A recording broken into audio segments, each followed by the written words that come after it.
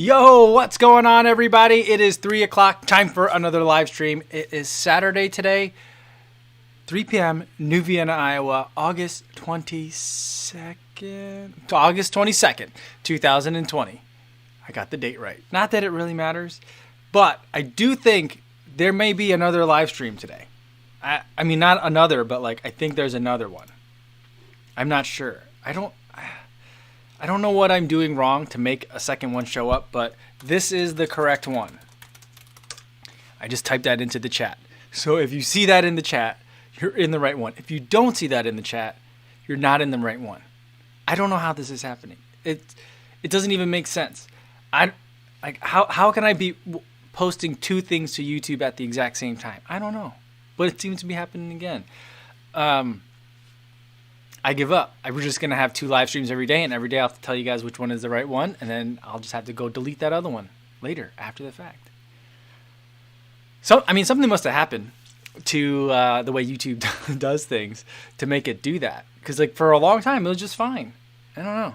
I'm really not sure what's going on. Sorry about that, guys. But good to see everybody here. We got Roadrunner Reviews, Carlos Seas, Martha's here, Stevie76 says, yo, what's going on? Romero Crawford says, haven't caught a live stream in a few weeks. About to pour some Terramana into some limeade. Hello, everyone.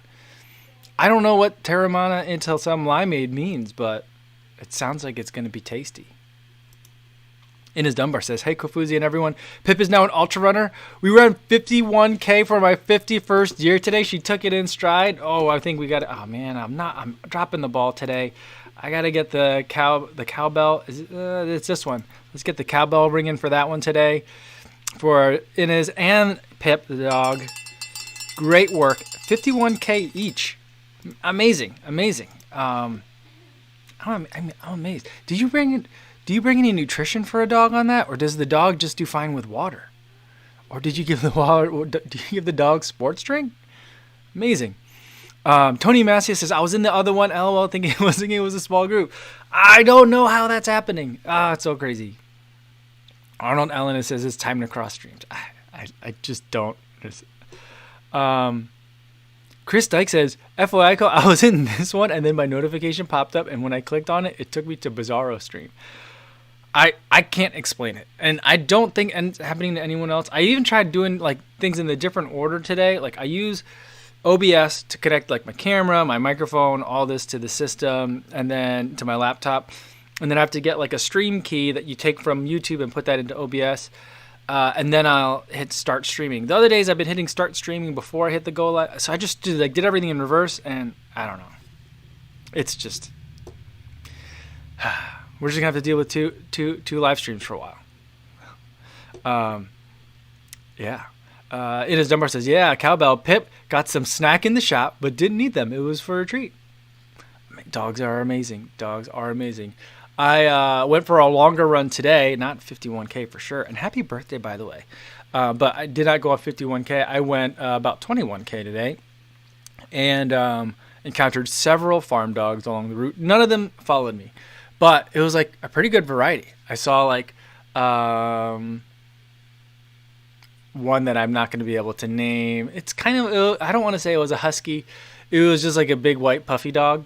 So there was that. And then there was a golden Labrador. And then there was a collie. And then I think it was, the GSP, German short-haired pointers? One of those. But not the one that I ran the half marathon with. But there was another dog there. And then I want to say I saw a couple other dogs too. Lots of barking. No one chased me today though. So that was kind of nice. Oh, man. Brian Wen says, right stream? Yes, you are in the right stream. Steven Gersdorf says, what type of dog can keep up with a distance runner? Over 10K is what Steven's thinking. For a good companion runner. Yeah, Steven says, Cali, so he needs to be able to stay cool. I ran, there's a couple of farm dogs that I ran with here. One was, I think, maybe a Labrador mix of some sort. And it was a puppy, and it ran 8 miles with me, no problem. Well, no, 4 miles with me, no problem. It just started chasing me. Not chasing, but running along with me. And then we ran together for 8 miles and 4 miles, and then I dropped him off. The other dog that found me was a German short-haired pointer, and from what I understand, those are really good. If I were to get a dog specifically for running with, that'd probably be the first place I would look, just because that dog was super smart. I mean, I don't know whose dog it was. I don't know where it came from. I don't know what kind of other training it has. I presume around here, if you have a dog like that dog is trained with hunting commands. So I'm sure that it has been trained in some sort of way, but it means it's very trainable. But anytime a big car, if it was a smaller car, it would just kind of keep running by me. But if it was a bigger one, it would hide in the ditch, like duck down underneath the grasses and wait for the car to go, and then it would pop back up and then chase me some more. I think that all the sheepdogs, Inez Dunbar has a border collie, beautiful dog. I've seen the pictures on Instagram, and yeah. So I think those the dogs at work, I think, are the ones that you'd want to look for. Brian once said, "I did 2 miles and died," and Sonny Kerwin says, "Don't run with a whippet." Yeah, my dog is a French Bulldog mix. So I mean, and these days he's old now. So the other day he has a tendency of trying to run off when we let him outside, and he did that again. And a lot of times he would know that, like, if he got far away enough, if I tried to go get him, he could just sprint out ahead of me and like keep playing like the running away game. But the other day I was like, let's see how you do now, 12-year-old dog. And so I chased him and I was able to catch up to him sprinting. And so ever since then, he's kind of given up. I kind of feel bad about it. But I can now leave him kind of like outside when we're outside, and he won't go anywhere. But he's never been much of a running dog. He's very much an apartment dog. Yeah. So those are been some fun ones. My mother-in-law has a Labradoodle, which, I mean, I've been trying to like walk with the dog more and run with her, and I'm just really nervous of taking the dog with me, like, because if it got in traffic or if it got run over or if it caused an accident, like that kind of thing, I'm very nervous about it. And the dog is very strong and I'm just nervous. So like, I'll walk with it. I'll take it on quick jogs, like up and back, but I haven't taken her running. My mom's here. Hi, Mom. KJ Mark 8773. There's 2 streams again. Yes, I don't know why there's 2 streams again. When I scheduled it, I saw that 2 streams scheduled, and I deleted the other scheduled stream. But then as soon as I get like into this stream to start it up again, it gives me a thing that says, "Hey, 2 streams are about to get started. Either switch to the other one, or you can reset the stream key on this one to stay here." And I usually see lots of people that are waiting in this one, so like I don't switch. Anyway, I don't understand. Steve Arnberg says, "I see that New Balance has announced the Fuel Cell RC Elite Racing shoe." Yeah, I did see that. It's pretty. It has more stack height than I was expecting. Because, I mean, from what I had heard, I really thought that I wasn't going to like or be even interested in the RC. I thought it was basically going to be kind of more like the Adazero Pro, where it's basically not like a big, cushy super shoe that I'm looking for, but basically just like a racing flat with carbon in it. But this looks more like the TC, and so like I kind of am pretty interested in it. I think I might try to get it. Duke 22B says, Duke BB22 says, "I think this is the correct stream." You are right. You're in the right stream. Yeah. Let's see. Will W, just don't cross streams. Yes, for sure.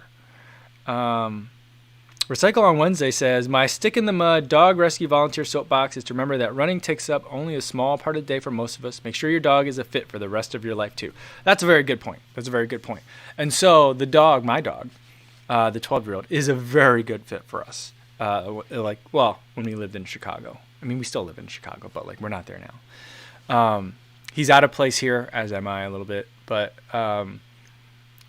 he's an excellent winter Chicago dog, because in the winter he goes outside, he pees and poops real fast, and then he walks back in. Like some days I'm like, "Hey, it's not so cold today, let's walk around the block," and he'll be like, he'll just pull back the way that French bulldogs do. He'll just like pull back and like tug back in, and that's how I know he wants to go inside. Martha says, after following Pip and Innes on Instagram, I've already decided if I ever get a dog, it'll have to be a Scottish Shepherd. Yeah, I mean, that's a beautiful dog. It is. I'm quite envious. Let's see. Steve Gersdorf said, they make running shoes for dogs. We used to put, there was one winter when I tried to put boots on my dog when he was a puppy. And, because there's salt all over, and my understanding is like the purple salt and the blue salt is particularly bad and rough on the dog's paws. And so, when we do take him out, that first winter I tried to put some snow boots on him, he hated it. And he walked around like this every foot, like did this every step. And so like after like 2 walks of that, then he would kind of fight me when I tried to get the things on. He would still walk around like this, like every step, trying to shake everything off. So I was just like, nope. What that also means is sometimes when we go outside and he gets curious about smells in the neighborhood. In the wintertime, we'll go for a longer walk, and then he'll realize, ooh, I've bitten off more than I can chew. And then he'll stop and like pick up a paw like this and give me puppy dog eyes. So then I have to carry the dog because his feet are now freezing. And so I'll carry him and I could feel it, and I'll touch his paws and they're like ice cold, and I warm up his paws as I carry him back inside. It's, he's smart. He's trained me well. I have not trained him very well. He's trained me. Sonny Kerwin says, Canicross is supposed to be good. Running racing with dogs, not done it, but it's a thing. I know. I'm very curious about it. I think it's a sport I would really enjoy. And I feel like I could be a good jockey, right? Because I mean, like in the horse racing world, there's like the horse. There's a horse trainer, then there's horse owner, but there's also like the person that like rides the horse during the race that is not necessarily like the horse owner, and most likely probably isn't. And so, in that kind of system, I could be a runner. I could run with the dog. I think I could do that. I don't know if Canicross is that structured in such a way as to resemble horse racing in that regard, in terms of the financing and ownership structures, but I could do that. Training a dog, I'm not that good at training dogs. I'm realizing that. Motivation Theory Running Series says, happy Saturday, everyone. Just wrapped up my 21 miles today. Good times. That's awesome. That's cool. Great work. Ines Dunbar says, Pip has shoes for when she has a cut pad. Oh, okay. Do you think her pads is she going to need time to recover from a 51K today? That's what I'm curious. Or is like tomorrow, is she just going to wake up and be like, how far are we running today? And then it says, when Pip and I ran a Canicross race, it is some of the hardest race running I've done. So cool. Denzel M says, how many watches do you use to run with? I use 2 right now, because I use the one as like a mini phone, like a strap, so like the one is the Apple Watch, and I'm using that as like a phone in case I need to call for help or just to listen to music and podcasts.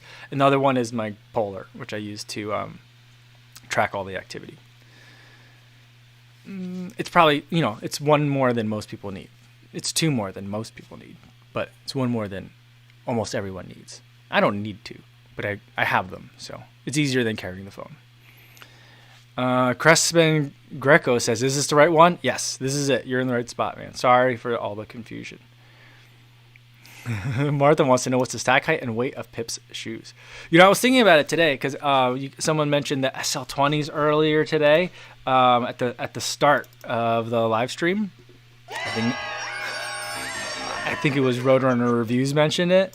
And that video is going to come out tomorrow, the 100-mile review.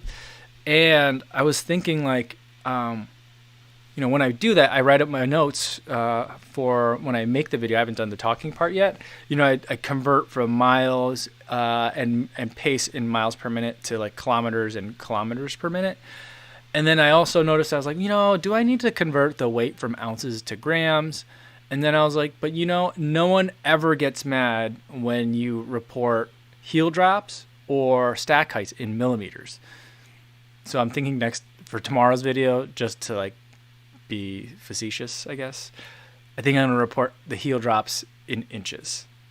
So what is a 14 millimeter heel drop in inches? I don't know. I have no idea. And Denzel M says, awesome, man, regarding watches, just bought a Polar because of the vid. Awesome. Cool. I hope you enjoy it. I've really been enjoying mine. There are times when I'm like, I wish it could do all the things my Apple Watch could do. But I also feel like, it's asking a lot of things.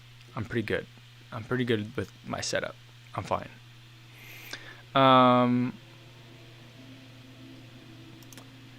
And it says Pip's dog shoes have Vibram soles. Wow. Crazy. Yeah. And he says that Pip would be fine and ready for another run tomorrow if she can get away with it. That's incredible. How are you feeling? 51K is no joke. Stevie76 says, my oldest daughter started listening to K-pop after hearing it on Radio Disney. Now I'm adding it to my running playlist. That's so funny. So I think my daughter's first introduction to K-pop, she heard, everyone heard that Psy song, but her first kind of understanding of it comes from Trolls World Tour. And so she's like, Daddy, let's listen to some K-pop. Can you tell me about K-pop? And so I pulled up a K-pop playlist, and she goes, I don't understand these words. I'm like, well, they're singing in Korean. She says, can you? She's like, how do you know? I'm like, because I know what I can hear it. I can understand that it's Korean. She goes, what are they saying? And I'm like, I have no idea, because I don't. I can hear that it's Korean words, but I can't tell what it is. But she was interested for 2 weeks. Let's put on some K-pop, and then I think she just kind of lost interest, which I'm kind of okay with.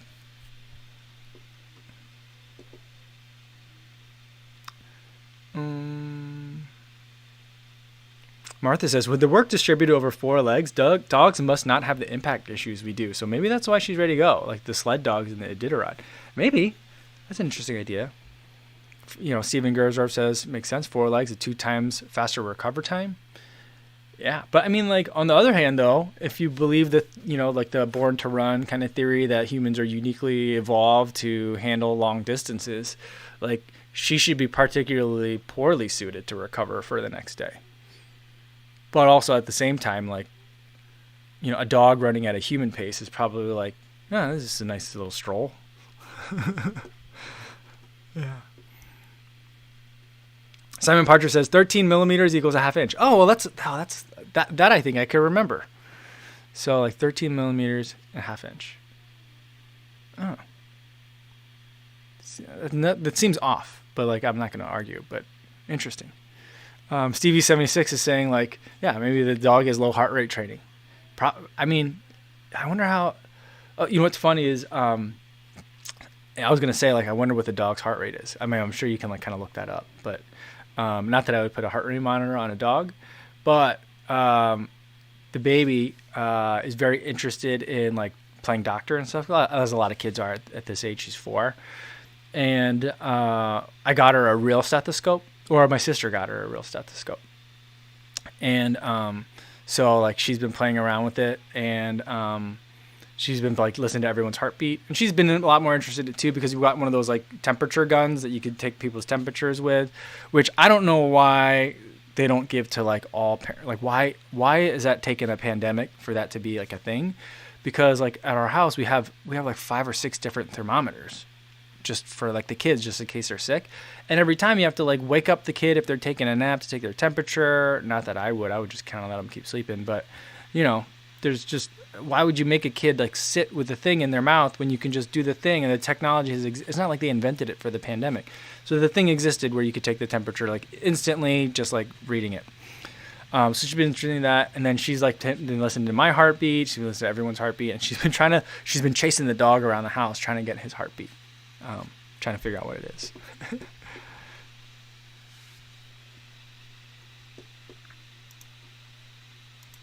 And his number says, Border Collies are very efficient. Sometimes my running speed is a brisk walk for Pip. Yeah, I've noticed that definitely with my mother-in-law's dog when I start jogging. I feel part of the reason why she kind of not fights me, but will sometimes get bored and roll around in the grass is because I think I'm going too slow. So if I go at a jogging speed for me, she'll just kind of be all right. And then sometimes she'll bite the leash. Sometimes she might kind of nudge into my legs a little bit, or just stop. And then when we come back from the uphill, if we're on the downhill, if I pick it up a little bit, then she has to like trot. Then she's like a little bit more interested. Yeah. Yeah. Motivation theory running says 13 millimeters is 0.511811 inches. I'm not going to remember that. I'm going to leave it at a half an inch. Yeah.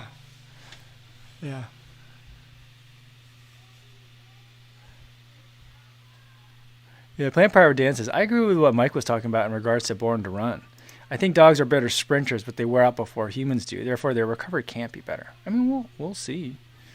I mean, not we'll see. I won't see, but I guess we'll have to ask Innes tomorrow. How's Pip doing? Timmy Pim says, "I hate online school. I want real school." I'm sorry to hear that, man. I was thinking about that a lot today because I'd seen an article somewhere saying that there are some areas in Mexico where to solve like kind of like the online schooling and like not everyone has technology at home problem, that they're just going to put school on TV, which makes a lot of sense. But I was also thinking like, like there's a lot of furor about like sending kids back to school or not.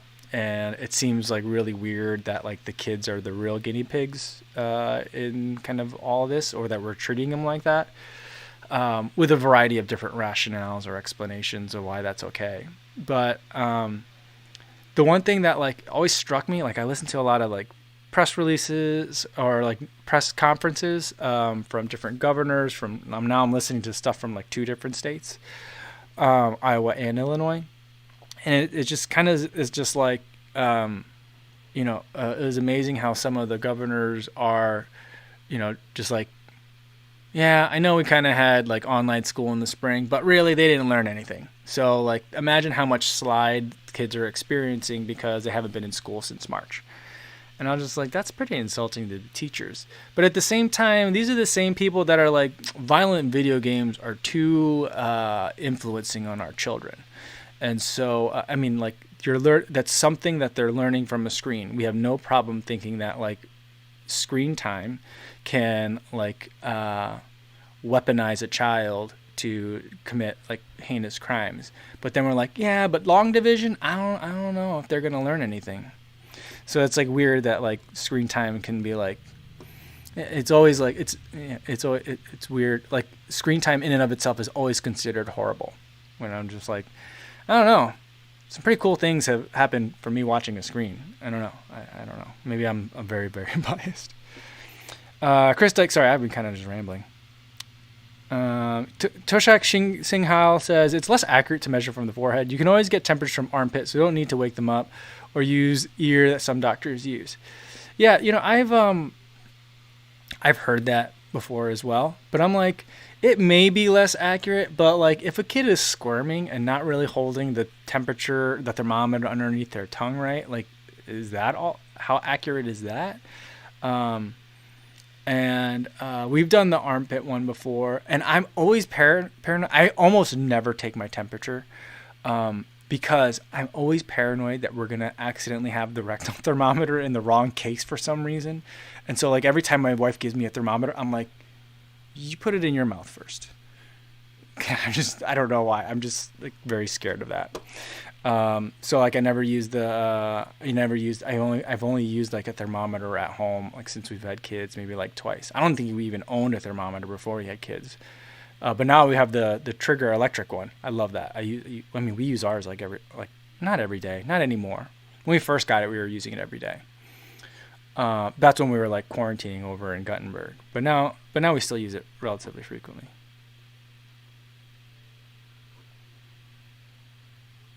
Motivation Theory Running says 1 mile equals 1,609,344 millimeters.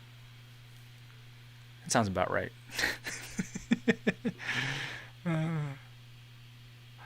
Yeah. Chris Dyke asks, if I didn't have a YouTube channel, how many shoes do you think you'd purchase/have in your rotation? I'd probably have 3, maybe 4, maybe 5, depending on how much YouTube I was watching. But if I didn't have my, I think that like 4 is a really great number if you have one of each. But at any one time, you might have like 2 daily trainers or something like that. So I think I'd probably have 3 or 4.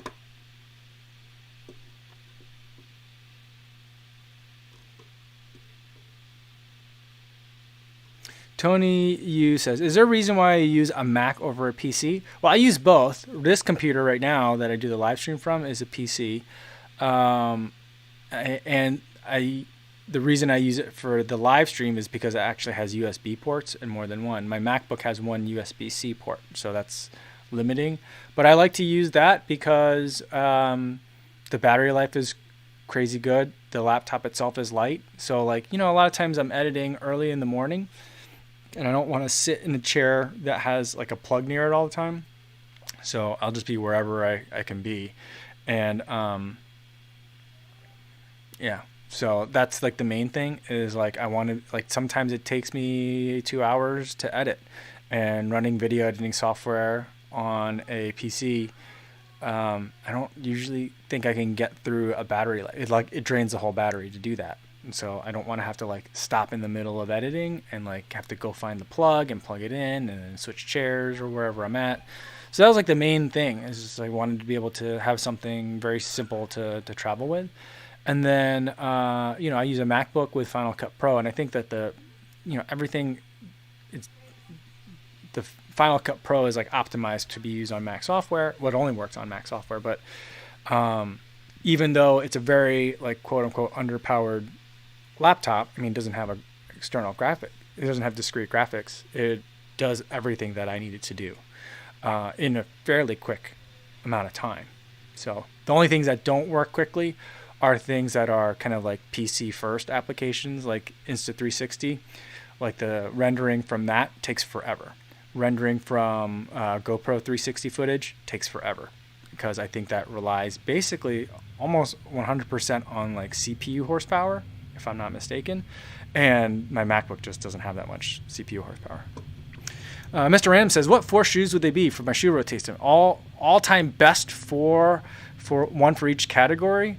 Oh, I think that for the max cushion, it would probably be, well, I would say, I don't know, I really like the Triumph, but these days I'm a little bit wary of recommending those. But like the Triumph is one that I really like, the 17, or the 1080 version 10. Then for the Daily Trainer, my favorite Daily Trainer was the Pegasus 33 Shield. So that's kind of my favorite one. Then for the speed shoe, I don't know. There's so many good options in the speed shoe category. I really like the Hyperion Tempo. I'll say that. And then for the racing shoe, Vaporfly 4% Ekiden, the white one. I really like that white one. So I think those are probably my 4. That might change, but like, yeah. It's getting really specific because I'm at like specifying certain years and stuff. But yeah, that's kind of like the way I like. I think, yeah, that's my rotation. Steven Gerzer says, I used to have large rotations, but I found I wasted a lot of money by discarding shoes before their time because the new ones in rotation were more fun. Now I run one shoe until it's broken. Yeah, I'm trying to think back like when I started really buying a lot of shoes, especially for like review purposes. That would have been somewhere like late 2016 is when I started doing that. But like for 2016, my running, I think I just had like 1 or 2 shoes at a time. It was like Pegasus. Well, I had like, what year would it have been? So that would have been 4 years ago. So that would have been Pegasus 32. I think I had 3 of those. I just kept buying the same shoe over and over. And then Pegasus 33, I think I ran in 4 or 5 of those in the course of a year. So, yeah. JC says, my name is John and I have a running shoe problem. Hi, John. I think I'm at 6 in the rotation and a couple others that are available. Yeah, I think they're just fun at this point. Like the way I see it, like I see them like knives a lot of the time, or I see them like golf clubs, even though I haven't played golf in about 20 years. But like, like you can get very specific in terms of their tools, like what, like a boning knife versus like a 6-inch chef's knife. The boning knife, yes, it's very flexible, but like, or like a fillet knife, like there's different ways that you can like get very fine gradations in terms of purpose. So you can have more than like the 3 that I think a kitchen needs is a good paring knife, like a 9-inch chef's knife, or like the really only 2 knives that I ever really use. A bread knife is helpful if you bake bread. So like maybe 3 is what I would kind of pick. But like golf clubs, like when I play golf, you carry however many clubs in the bag, but I really only need like 3. I'm only good at like 3 of the clubs, maybe 4. Like 3 wood, 5 iron, like a wedge, and a putter. Like those, everything else is kind of like, they just rattle around and it looks impressive, I guess. But Steven Gersdorf says I could live with N+1. That's a good answer. That's funny. Tony Messier says I have 6 for trail alone. I think currently he has 12 in the road rotation. Yeah, I have all my shoes. When we came from Chicago, I brought all my shoes in a giant like contractor like debris bag kind of thing, so it's big and clear, and a larger, like the size of like an extra large like garbage bag, and it's down in the basement, and you see it when you come down the basement stairs. So anytime my in-laws go down there, I'm sure they see this giant bag of shoes that's in there, and it's only growing. It just keeps collecting more shoes. I'm working on getting rid of some shoes. I'm going to try and not buy any shoes for a little bit, because I just have so many that I'd like to still run in and get through. Yeah. It's just getting bigger and bigger, and I can't imagine what they think. Yeah, about it. MCM says, any news about Pikes and Seth? I don't know. I forgot that was that today, or is it tomorrow? I don't know. But yeah, I mean, I know he's going to podium, or like he's gunning for it, right? So,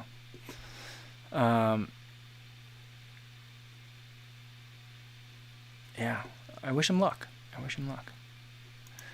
Steven Gersdorf says, how many miles can you get on a Kinvara? I would say for the power run version, you could probably easily get over 325, maybe closer to 350. I would say for the older Kinvaras, I felt like they were a lot like thinner. They were much more designed for shorter, faster distances, in my opinion.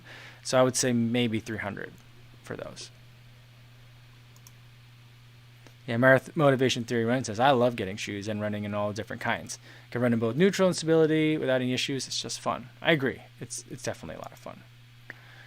Leona Wong says, I heard via a podcast that there was a marathon in Iowa today. Main-to-main marathon in Osage, Iowa? I was unaware. I'm not really comfortable with the way a lot of Iowans are handling things around here.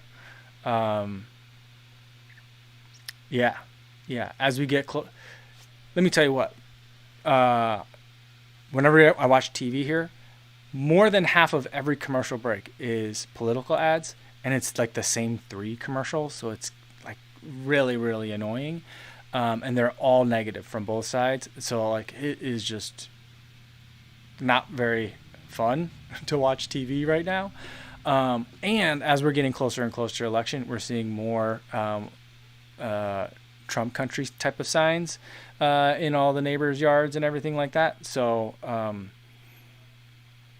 I think that is consistent with the community approaches to a lot of things in here regarding the pandemic. So like, yeah, they might have run a marathon in Osage, Iowa today, and I'm hoping it went perfectly well. I hope it's 100% not newsworthy. But I wouldn't go. I'll tell you that.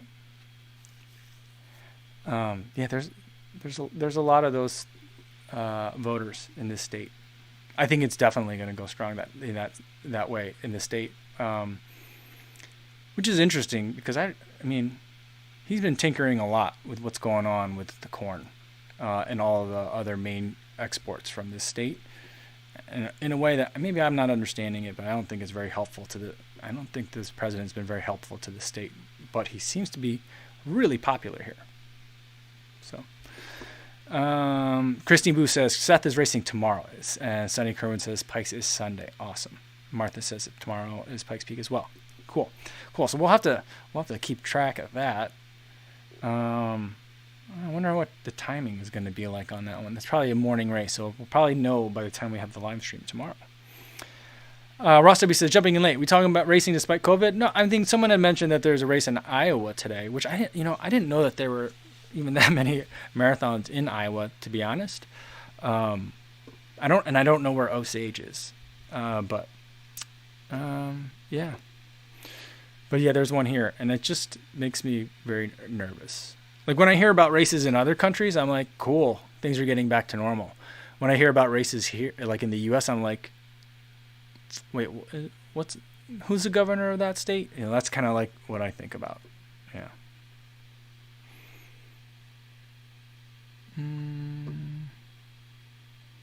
Ross W says, when someone puts a political sign in their yard, who pays for it? The campaign, the person whose yard it is in? I think it can depend. I remember growing up in New Jersey, there was always this one street. It was like at this like huge like T that everyone, it wasn't like a stop sign. I think there was a stop sign there, but it was this giant part of the street where everyone kind of had to stop for a second and then go through to get it, like from where we were to like the bigger town. And that there was always a giant political banner, like right at that corner, like along a fence. And my understanding that was someone was always paying the property owner to put that sign there. But the signs that I'm talking about are like the little ones that are about the size of a sheet of paper with the two little metal sticks that you stick into the ground. And so I think a lot of those you can probably get. I've never been a yard owner, as you guys know from my lack of lawn mowing experience. So I've never owned my own grass or any other space that I could put a yard sign before. So I actually don't know. But I would imagine that the way it would go is you could either ask for them to be, you probably pick one up from like a campaign office, or I don't know. But I don't think that you're paying for them or anyone's paying you to put them in your yard. But you're asked, it's a way of like communicating to your neighbors, who you're going to vote for.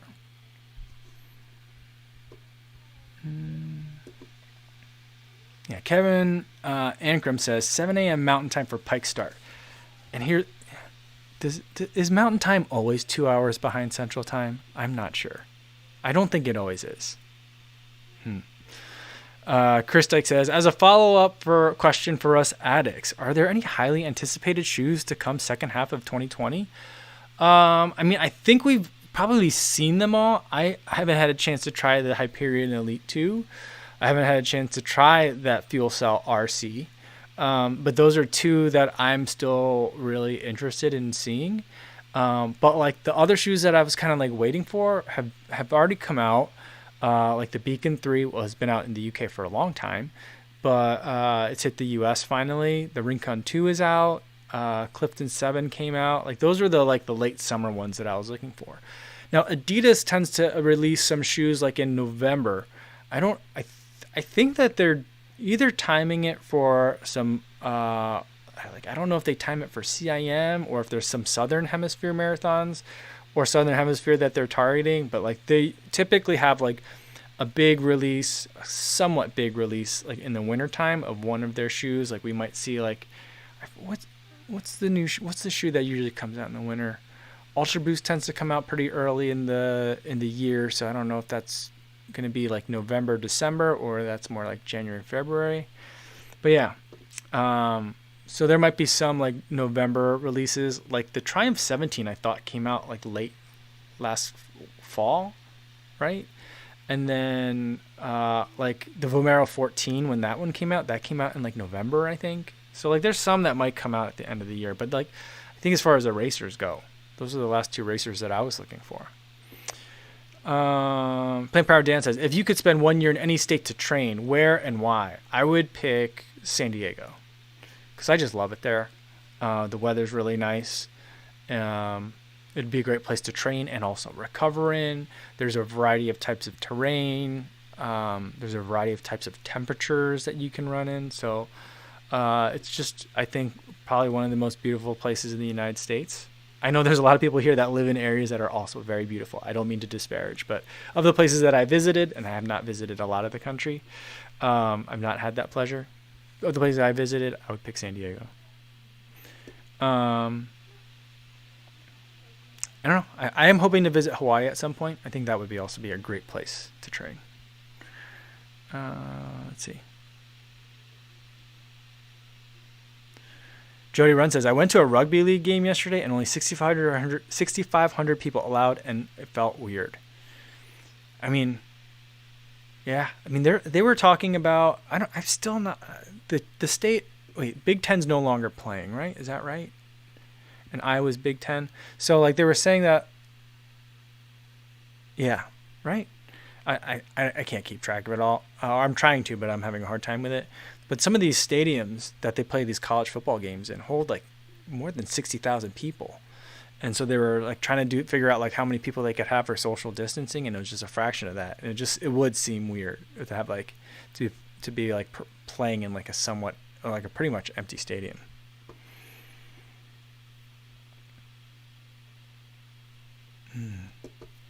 Yeah, let's see.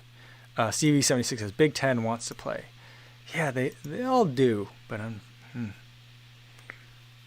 Plant Power Dan says, I lived in Hawaii for 2 years before I started running, and often think about the wasted opportunities. Yeah, I can like relate to that idea. Yeah. Tony Massey says, come further north, Orange County, and I can show you real mountains. Are there mountains in Orange County? I had no idea. I was unaware. Steven Gersdorf ran in Hawaii and said, there's a lot of oxygen and you can feel it when you run. Oh, interesting. Rodrigo Jara Picardo says, what temperature and humidity it's ideal for you to run a race?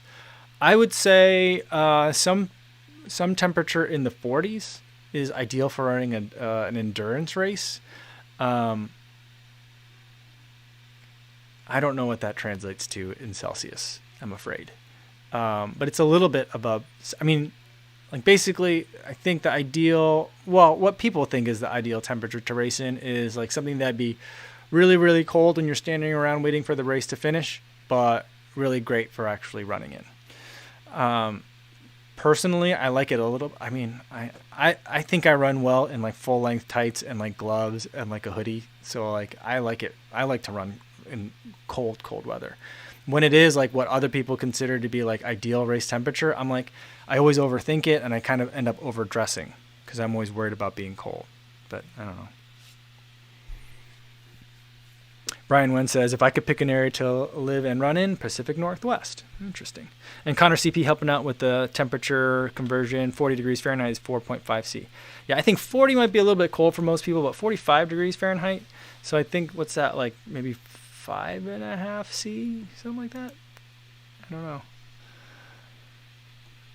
Yeah, Plant Power Dan, PNW is Pacific Northwest. Yeah. Sunny Kerwin says 4.5 degrees Celsius is cold, is snowy. He's got 6 snow emojis.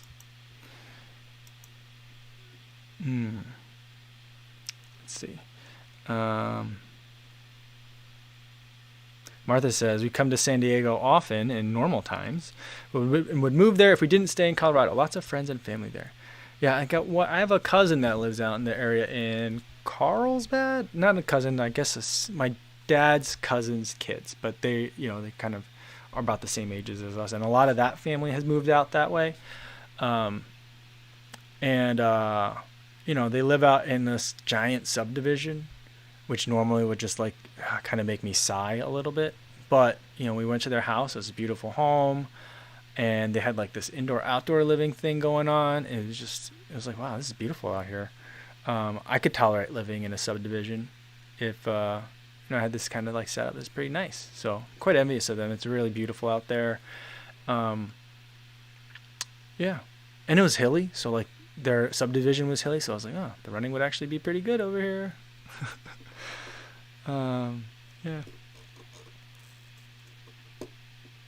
Oh, Chenzo says 45 is like somewhere around 10 in Celsius. Oh, okay. Sorry. Yeah. Kevin Ankrum says, Pacific Northwest runner here, and says summers are great, but the winter gets a little gray and wet for a very long time. Yeah, I think that I would have a hard time with that in the Pacific Northwest, like the kind of like the dampness. I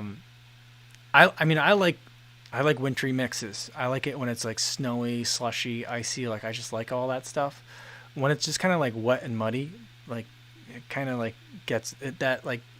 I find it grating, grating. Like it drags on me for a little bit. So I think I might have a hard time with that kind of temperature. But I would think like, the kind of conditions that moss grows well in, I wouldn't be very good at that. And I just think that because like wet and cold, I like to run in water. I don't mind getting wet, but when it's cold and wet, that's kind of like it's hard for me.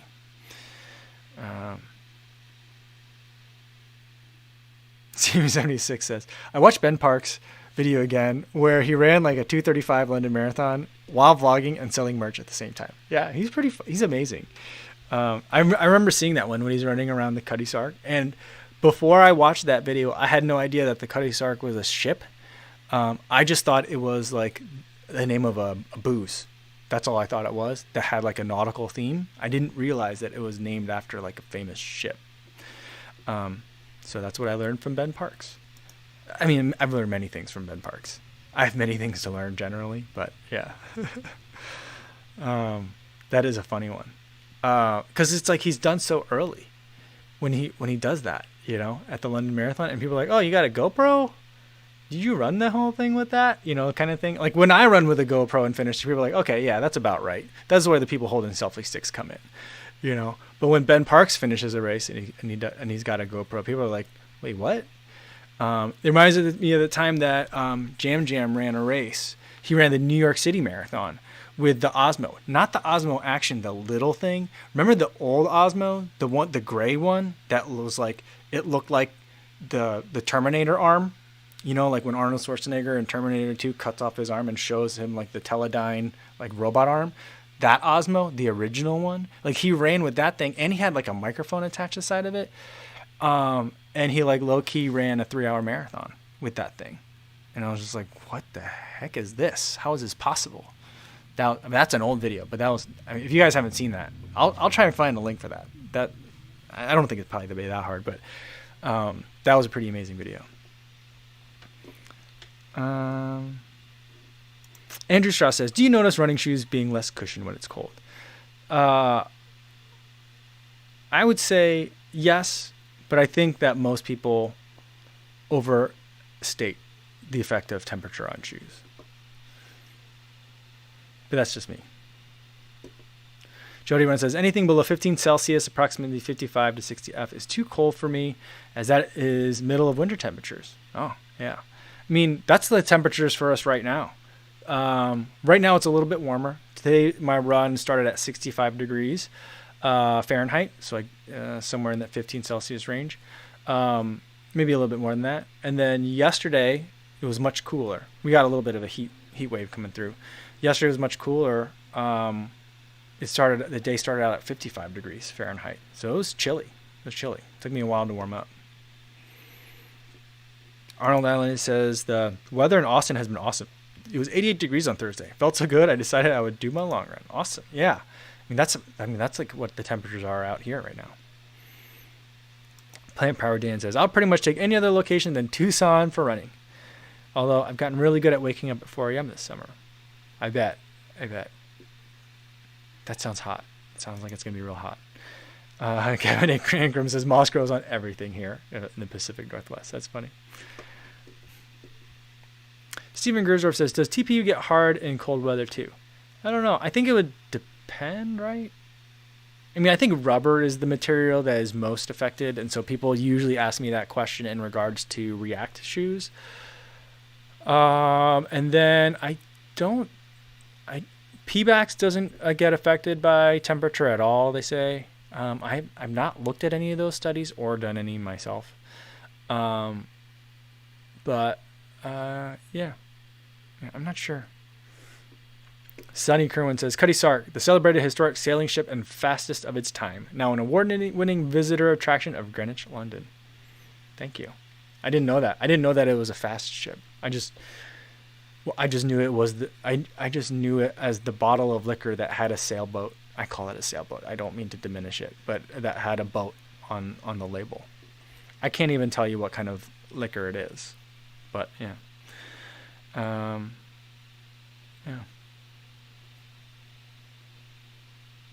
Steven Gersdorf says, they do seem softer when it's very hot and the road is roasting.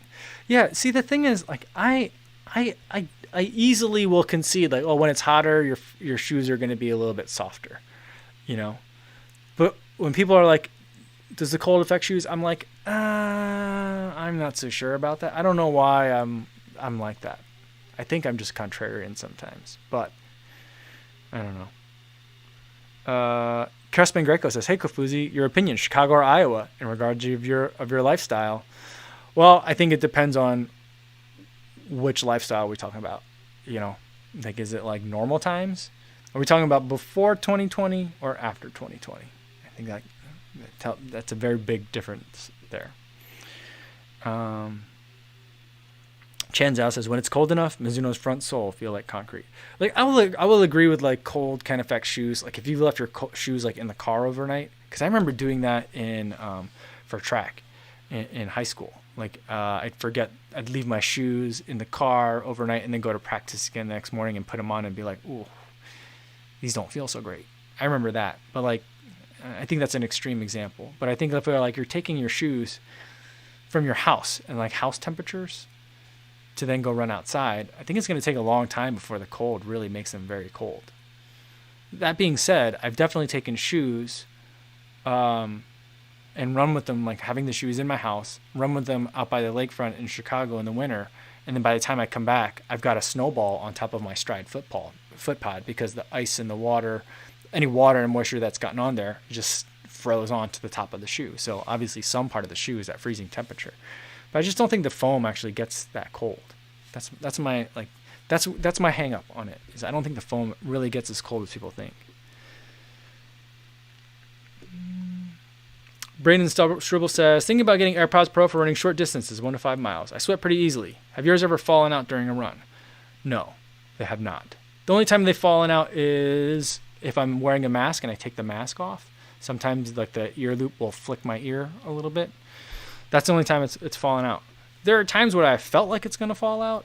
And then sometimes if I'm inside like on a treadmill and it's like super hot in the gym, then I'll feel like it's going to fall out, or I feel like I need to like dry out your ear and then put them back in. I've done that. But fallout, I've never had it happen.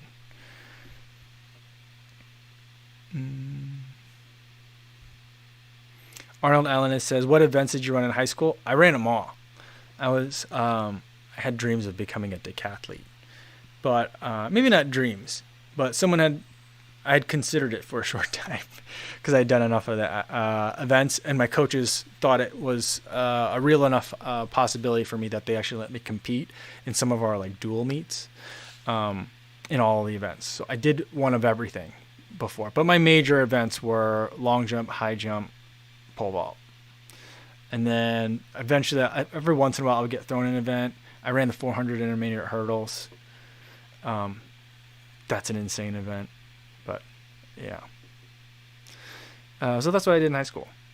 I was not really much of a sprinter. I was not much of a distance runner either. So they put me in field, you know. Road and Review says, getting ready to purchase a trail shoe. Torrent 2. I love it. I think it's great. But you know, I guess... I think it depends on how trail is it, but I think it's a fantastic trail shoe. I really enjoy it. All right, let's do one more, and then I got to get going today. The bike carrier thing, did I tell you about it? It came in. I took the baby for a ride in it a little bit yesterday. She enjoyed it. We went as an entire family today, riding around New Vienna. Didn't take us very long, but we rode around all of New Vienna as a family. It was pretty awesome. It might storm later tonight. So I'm going to try and see right now after this live stream if we can get everyone outside again. Hopefully the weather will hold up for another like 20, 30 minutes. And we can do it. It's super fun. It's super fun to have the whole family out. I'm loving it. I'm loving the bikes. We're having a great time. Yeah. So Motivation Theory Running says, I was a sprinter, 100 meter, 200 meter, 4x4, long, triple, and high jump. I thought running a mile was insane back then, so I'm shocked I run ultras now. I know. I mean... I can definitely relate to that. We didn't have triple jump in New Jersey high school, by the way. But I did throw jav. I don't think a lot of people have thrown javelin. But that's a fun event. It's hard. It's really hard. Yeah, I remember thinking, like, when people would run the 2 mile on the track, I'd be like, you're doing what? All right, see you later. I'll see you in, like, a day. You know, like, I'll be on the bus. See ya when you're done. Like, I just remember thinking, like, it was like a trip to Mars. Like, oh, just going to be in hibernation for a while. Goodbye. It was nice to know you for this amount of time. Maybe I'll know you again later. I remember that. It just seemed like such a long distance. Ross W says, when I was a little kid, my dad biked with me in a kiddie chair on the back, and I always loved it. So wholesome. Yeah, You know, Michael Martinez says there was triple jump in Bergen County back when I was in high school. Maybe just my county didn't have it. I lived in Hunterdon County. We didn't have it there. But also, I mean, maybe it depends on when you were. I was in high school in the 90s, so that may have something to do with it as well. Martha says, amazing how our perspective changes when we run distances. Now when we drive these distances in the car, I see it all in terms of running them. Yeah, me too. Me too, for sure. My mother-in-law does ride her bike from time to time, and she was riding yesterday out a little bit further out. I think she went as far as, I think she went to Petersburg, which is, when I do that route, I don't know which route she took exactly, but when I do that route, it takes me about 11 miles to get there and back. And my sister-in-law, they were driving, and they saw grandma on it, and my nephew, my godson, goes, what is grandma doing out here? Is she okay? Like, he thought that like something had happened, because it was like, why would he see grandma on a bike like this far away from like anything? It didn't even make sense to him. So like it took, I mean, I wasn't there to have this conversation with him. I would have loved to have had that conversation with him, but that's the story I heard from my sister-in-law. So pretty funny stuff. And I guess, JC says, honestly though, running 26.2 miles is still a bit insane. I mean, yeah, it's true. It is. It definitely is. All right. I think I got to call it there, guys, everybody. Thanks so much for tuning in today. I had so much fun with today's conversation. I'll have the SL20 video tomorrow, and then we'll do another live stream in the afternoon. So hopefully you guys are going to stay safe out there on your runs. Have good long runs. If you haven't already done your long run for this weekend, or if you're doing another one, I hope you have a good one tomorrow. And I'll see you in the next one. Thanks, everybody.